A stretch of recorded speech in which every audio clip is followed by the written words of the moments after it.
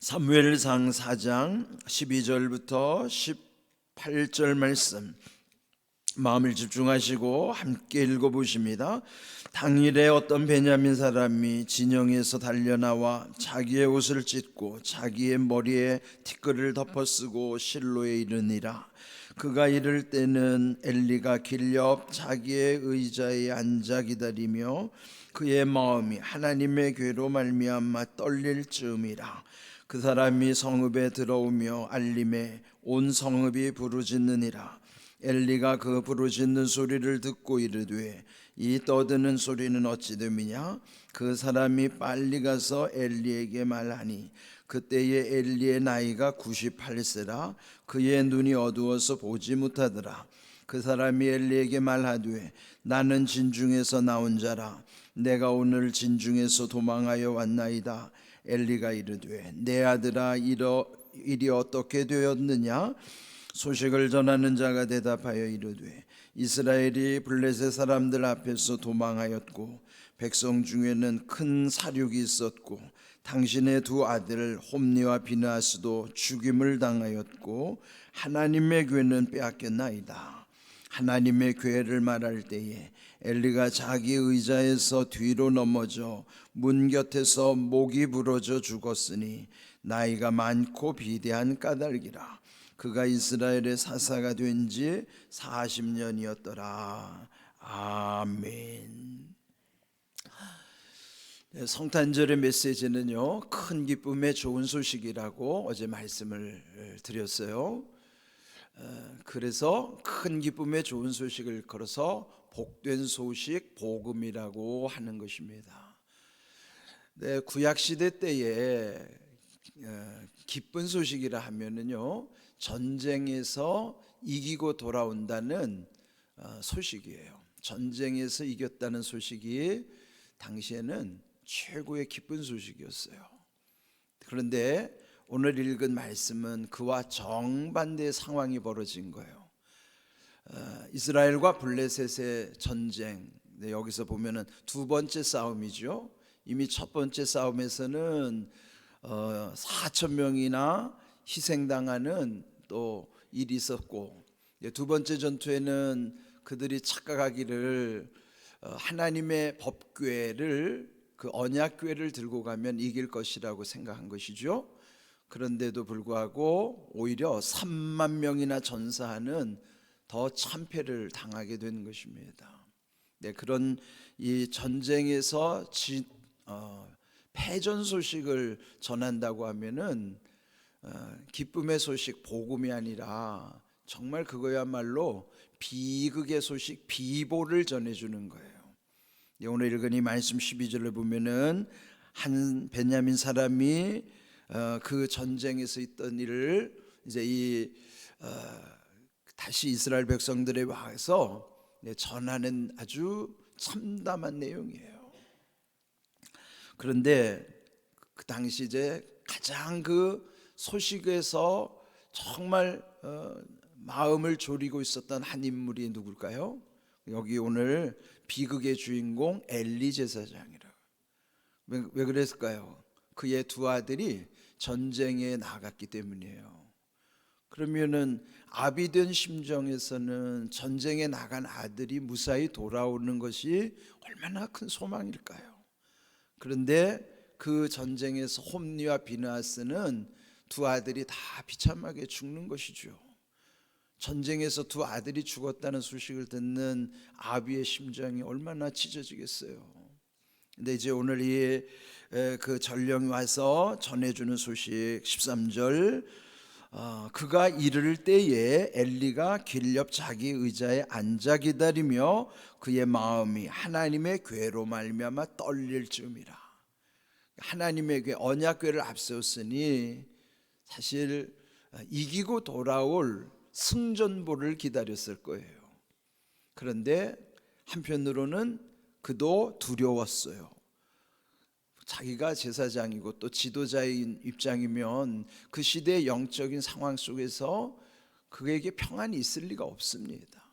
그런데 결국 그가 두려운 마음을 갖고 있었고 또 온 성읍의 사람들이 부르짖었더라.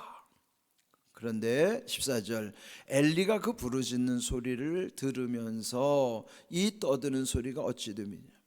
왜 그렇게 부르짖었을까요? 이미 전쟁에서 졌다는 소식을 듣고 아마 그들도 제정신이 아니었을 거예요.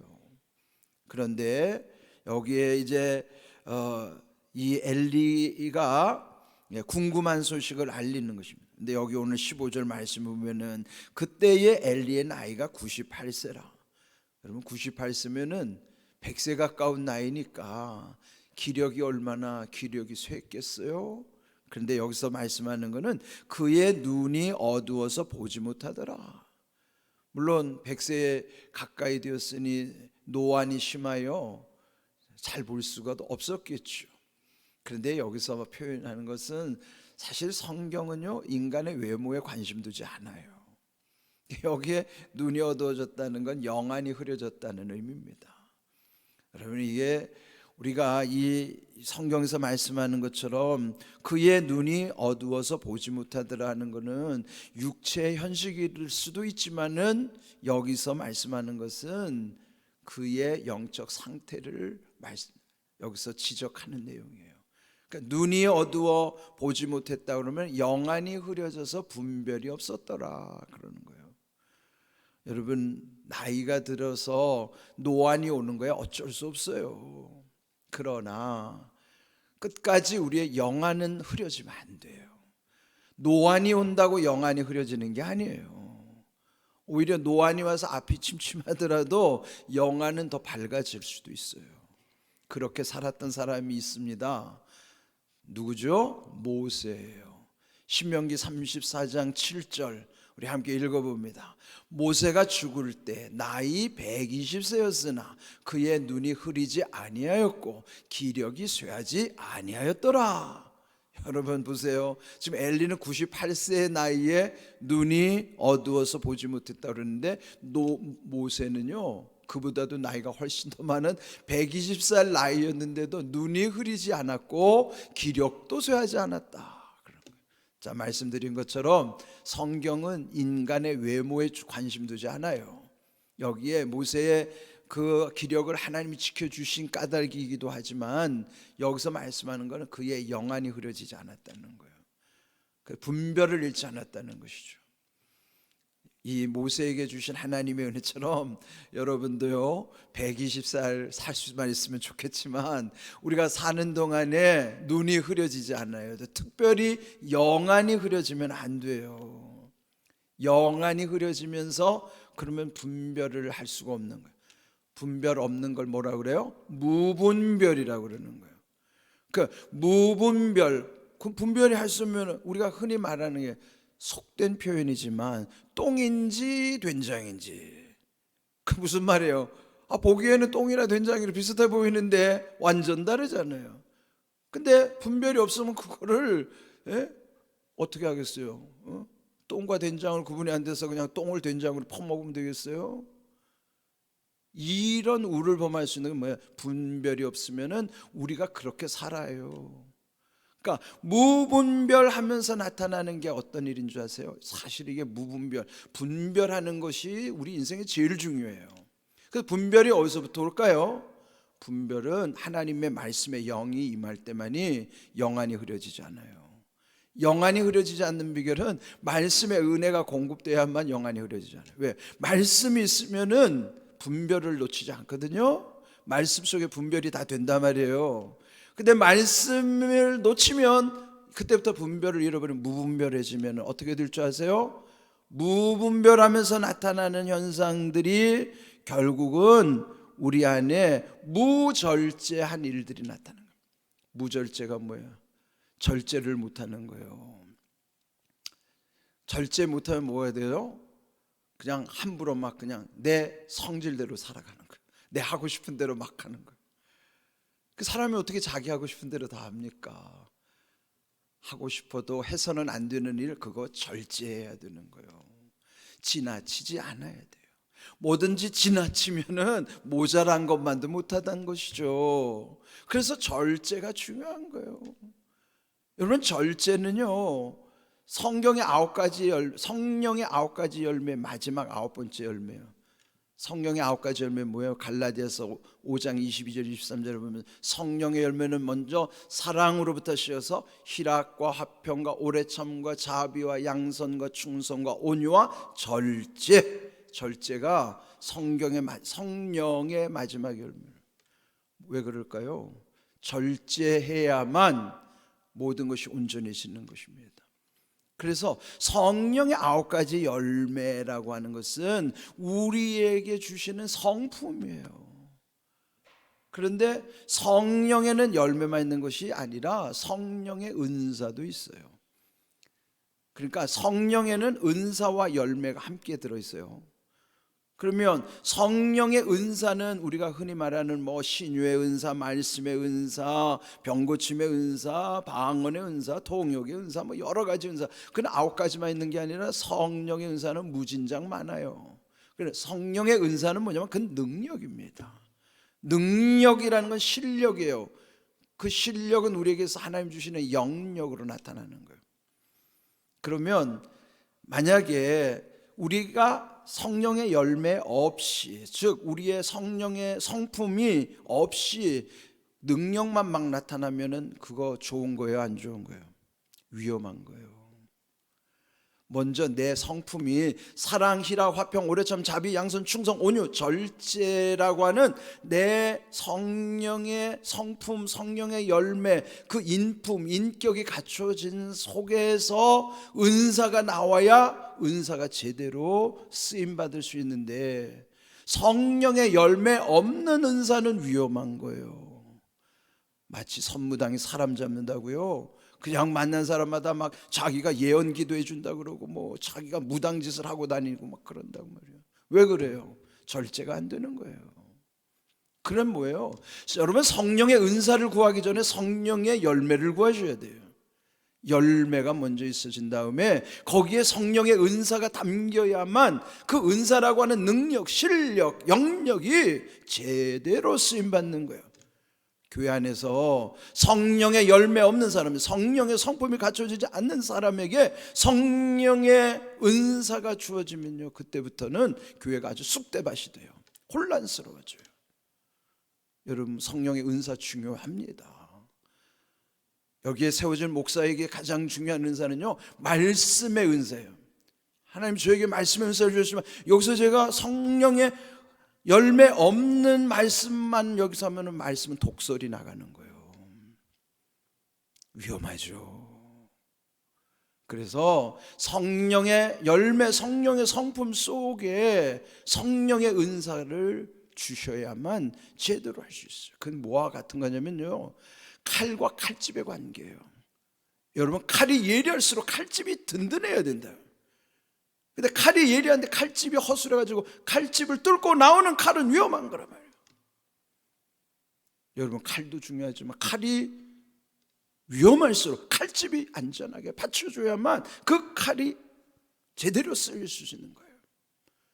칼과 칼집의 관계처럼 성령의 은사와 성령의 열매는 함께 있어야 되는 거예요. 우리에게 먼저 중요한 거는 성품이 받쳐져야 돼요. 요즘 기업체에서도 사람을 뽑을 때 옛날에는 실력 있는 사람들을 위주로 뽑았는데 지금은 성품이 좋은 사람들을 뽑는 거예요.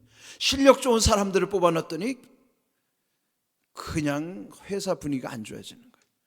그런데 실력은 조금 못 미치더라도요, 성품이 좋아가지고 서로 존중해 주는 기업이 잘 되는 거예요. 하나님은 우리를 어떤 사람을 쓴 줄 아세요? 우리에게 실력 없어도 능력은 하나님이 주시는 거예요. 우리에게 하나님 능력자를 찾지 않아요. 우리에게는 하나님의 성품을 닮은 사람을 찾는 거예요.